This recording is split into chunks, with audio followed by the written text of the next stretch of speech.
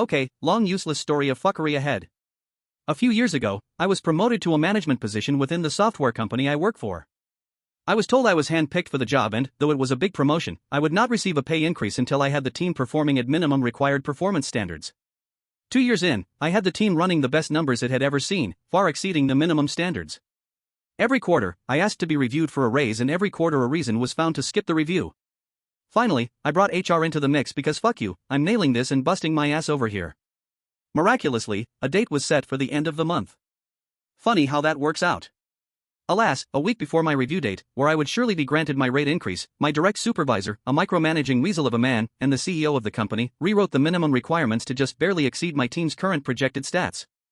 When I came to him, fists clenched, he explained this move as an unrelated adjustment to compensate for improved average performance.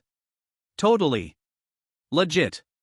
Of course, with this change in place a week later, he took the opportunity, with the HR director in attendance, to express his deep and profound disappointment with my performance and to warn me that he expected me to go the extra mile next quarter or face disciplinary action since my team had failed to make the new grade. I was angry. So angry. I wanted to complain, but hey, it's the CEO. Who am I going to complain to? He knew that too and sneered at me any time he could.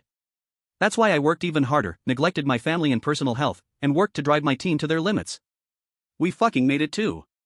I was going to show that Dick Stain he couldn't win. Unless he cheated.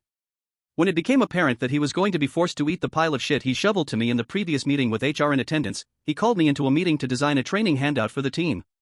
We bounced ideas back and forth, but something was weird. Every time I tried to assign a task to someone or set a due date on the handout, the CEO dodged it. By the end of the meeting, we had accomplished nothing solid and he tabled the assignment for a later date.